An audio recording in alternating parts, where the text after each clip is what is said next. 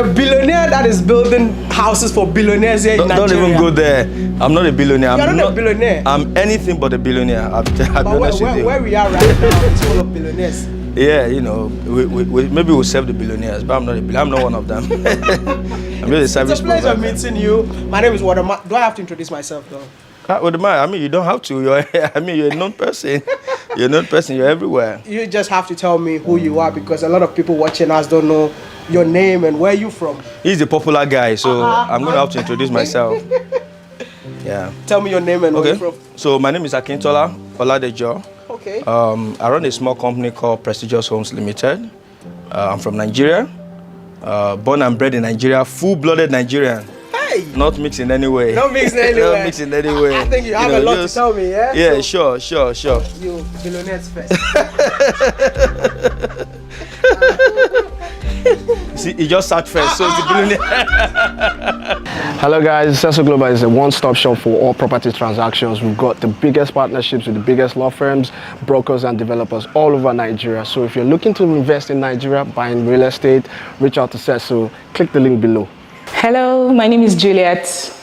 I work for Cecil Global, and Cecil Global Marketplace is actually a one-stop shop for all property transactions. We help buyers access very good properties and give them professional services. We help you with the experience. And if you're a property developer, you want to target the diaspora market, I think you should contact Cecil Global. My name is Akintola Oladejo. I mean, none of this name is an English name, as you can see. You know, they're all local names. Born and bred in Nigeria.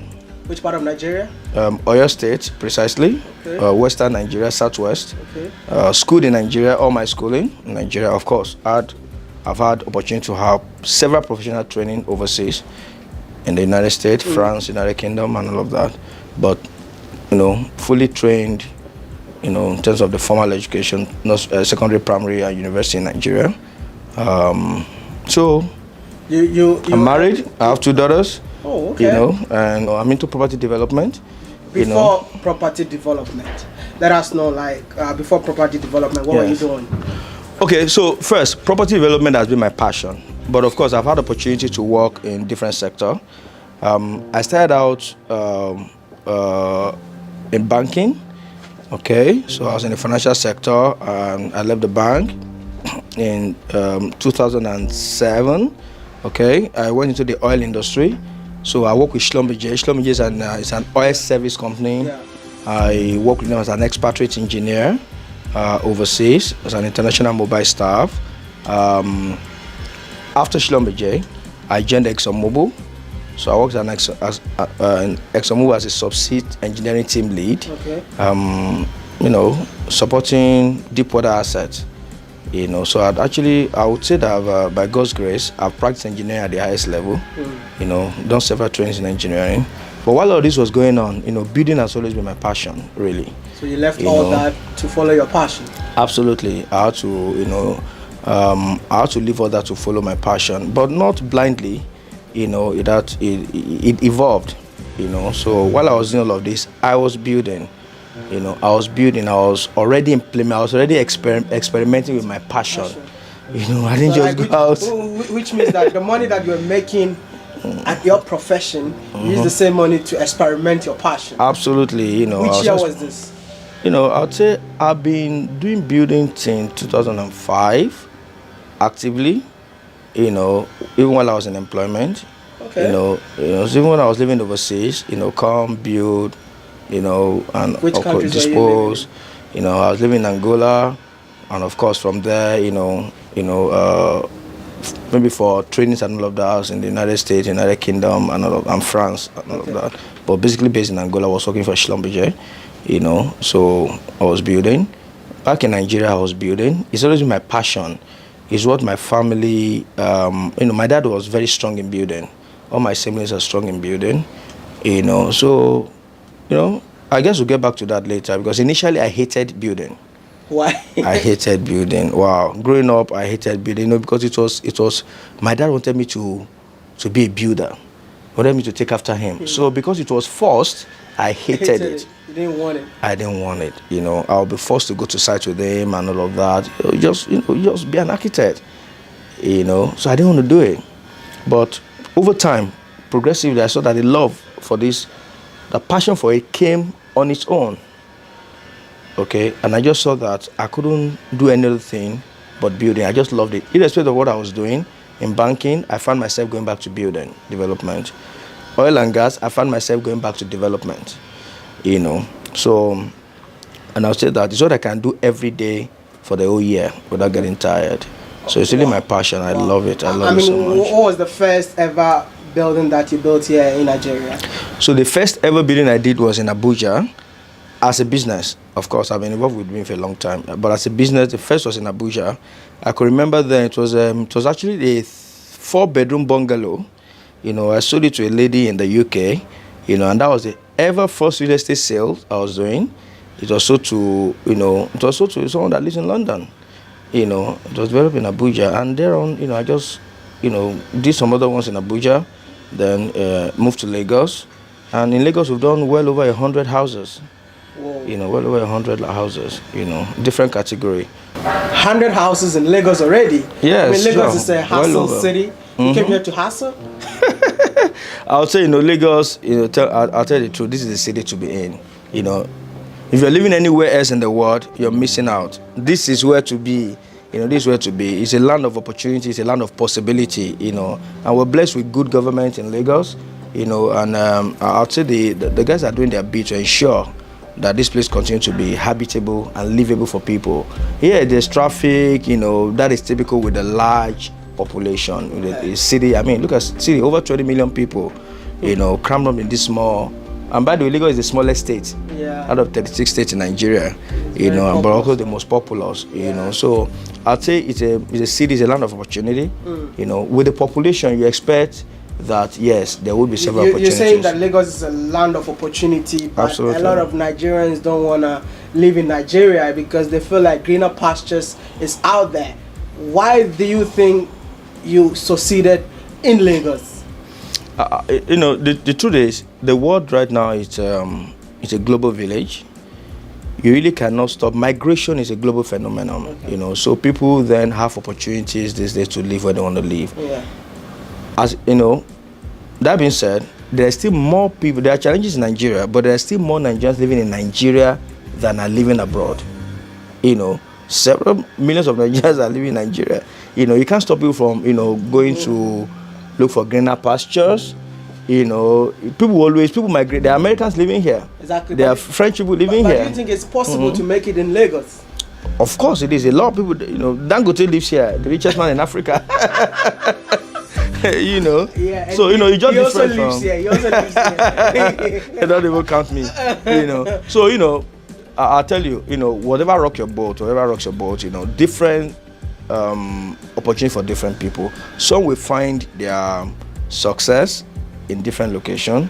Some will find it in Lagos. I don't like to prescribe to people. Yeah. I like to say, just be wherever God is leading you, and just and just excel at whatever you do. Put in your best in whatever you do, So for us here, we do real estate.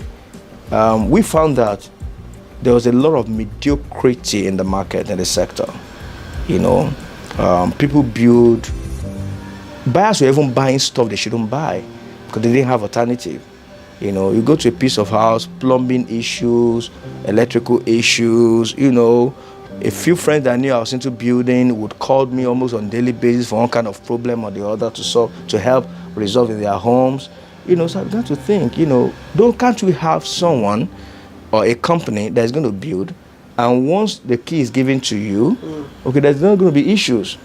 Can't we have companies that will do it? So we just set out to, to really do things the right way, to do things with excellence, because, we wanted to live beyond the mediocrity, in the market. We wanted to give value. So our value proposition was to, develop homes that will not only be functional, but will really be habitable, will give people peace of mind, So what kind of houses are you building in Lagos? So we've dealt in, initially we've dabbled into different categories of building in the past. So we did the medium end. We've never been in the lower end of the market, because our style cannot, fit, at this time like that. So we started with the medium end. Okay, then right now our focus really is in the I'll say the high end, prime luxury development.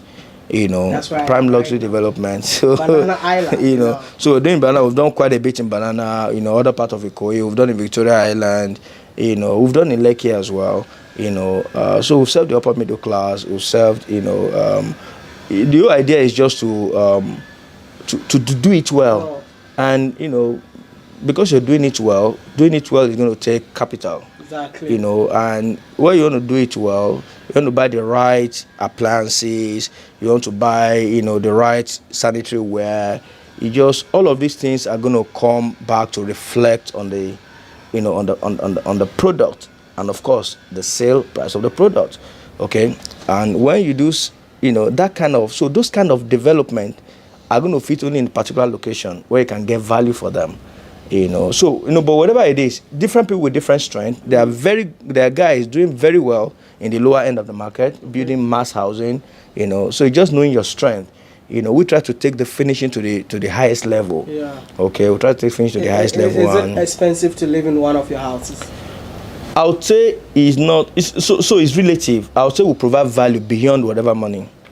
So what it can be. What our clients know is that whatever they're paying, they've gotten value much more than that amount. Yeah. So I wouldn't look at it in absolute terms, in terms of figures. So there are things that kind of make up those. You built 100 houses already. Are you still built over 100 houses? Are you still building? We're still building. Because this business, we're not in it for. We're not transactional. We're in this business for a long time. We're building a business. We're building an African business that will endure. We're going to be here for well over 100 years. So we're not building. We're not looking to. So it's not, the business is not about me. It's going to be beyond me. Wow. I happen to be privileged to be the founder, but our vision is not short term. Okay, so it's a marathon. We're not, and that's why we're not. People say, "Oh, you do all of this. You're not everywhere." We say, "Yes, we're not in a 100-meter dash. It's a marathon. We're building the root of the business." Okay, so that when it grows, it becomes like an Iroko tree. It's very difficult to uproot. Yeah. How you can plant a maize, and in 1 week it grows, and you can But when you plant an Iroko tree, it goes down. It takes the roots downwards. Okay, then when it begin to bear fruit upwards, So we're building a business. We don't want to run this. We don't want to start as a normal Nigerian African business that just fades with time. So our focus is not really all about money and all of that. Our focus is value, build something that's going to endure, that's going to be transgenerational. Okay, even when I'm gone, it's still going to be here. Wow. So that's what we're doing. Who are the people that are purchasing these houses? So regular people, upper middle class, people that have worked hard, people that have excelled in their different endeavors. We have people patronize us from France. We've had buyers from France. We've had buyers all the way from Brunei. We've had Nigerians, working for oil companies in all of those countries. We've had multiple buyers from the United States. We've had multiple buyers from the United Kingdom. People just want to feel that if people know they can trust you. We do a lot of our buildings off-plan basis, so people can make deposits, then pay over the period of construction. So initially when we started, people were checking. There's a gentleman, a medical doctor that came from England. Oh, he bought one of our apartments. Then he came a few months later. He said that we're building. He was really delightfully surprised that you could actually give money in this country and somebody will really build. He came and bought the second one. So once people know that yes, you're so disciplined, you're delivering on promise, they will really. So for us, it's been a very good story.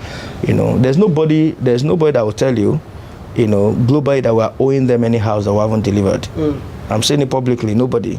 We've delivered on every house. There's no single house we're owing anybody that we haven't delivered on promise. Okay, so these are the kind of houses I was telling you about. These are luxury homes. You can see them.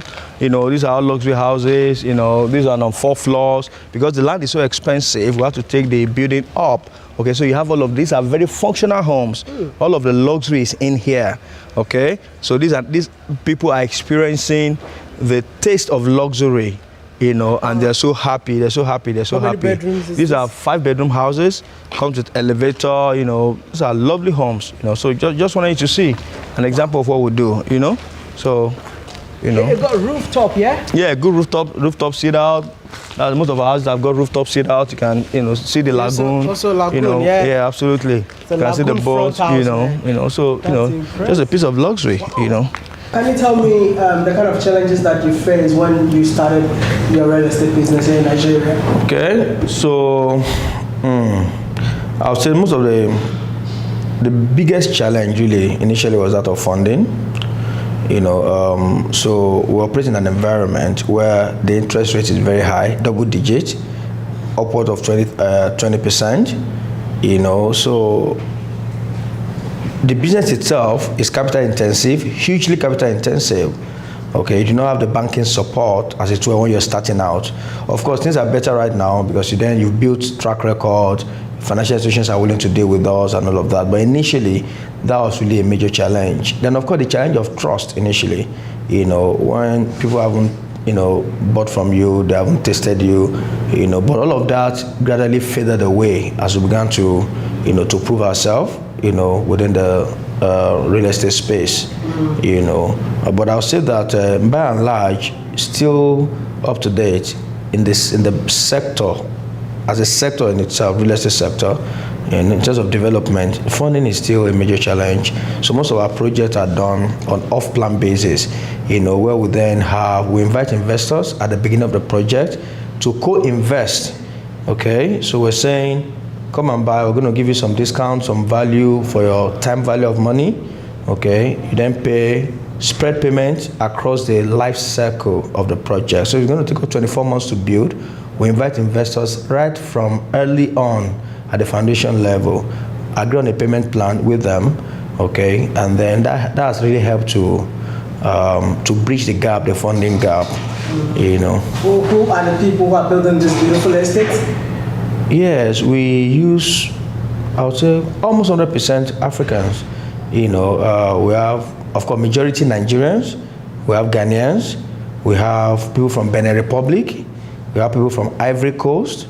You know, we have a lot of Ghanaians on our side, you know, engineers, we have a lot of Nigerian engineers, very hardworking, very smart people. All of these buildings I'm going to show you are, I would say 99.9% Nigerians, you know, and I mean 99.9% Africans, I would say.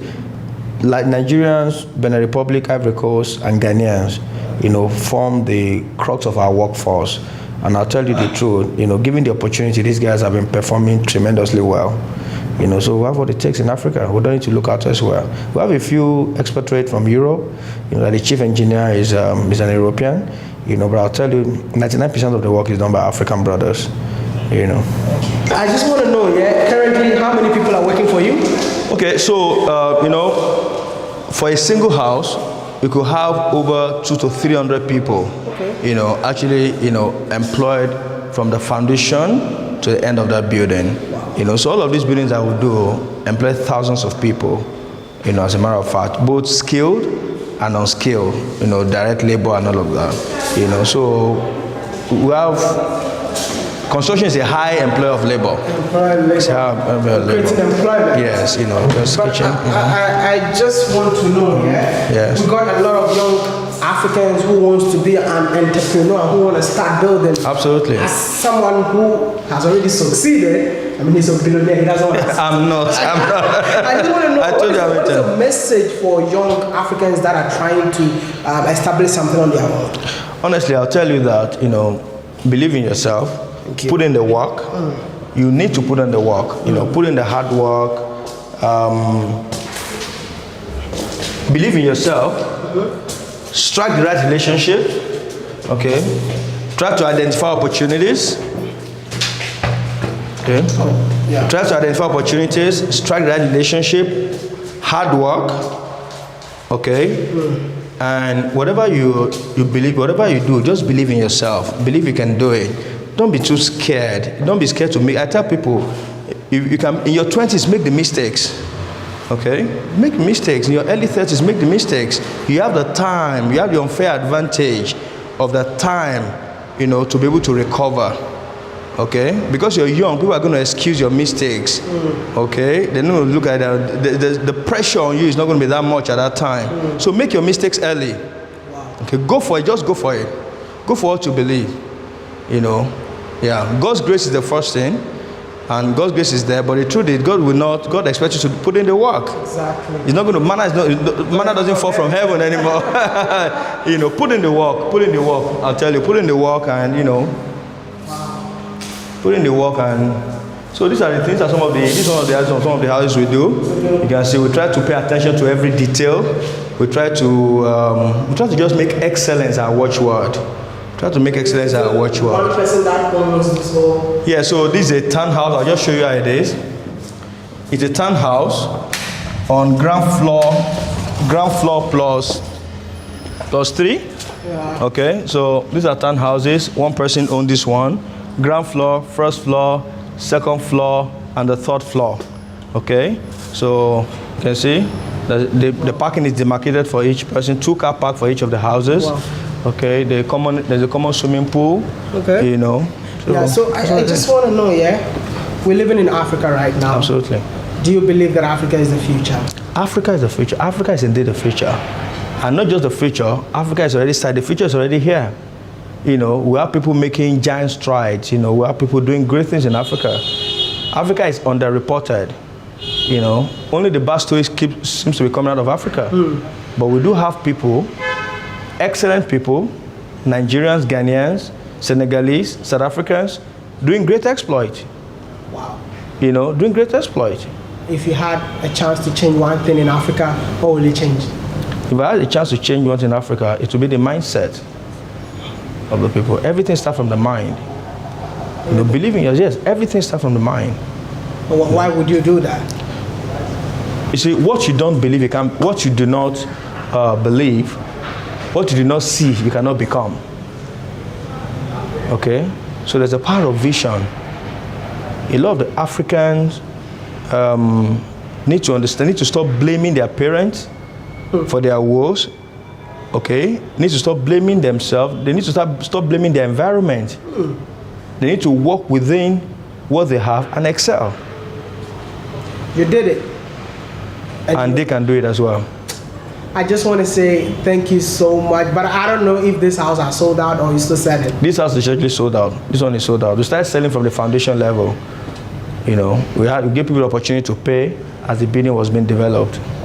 But we do have other development ongoing, lovely development, you know, that are ongoing. I'll come and buy one of those. Thank you so much for talking to me. I appreciate your time. You're the guy.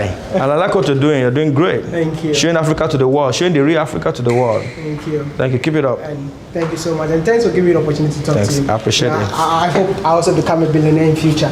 You are one already.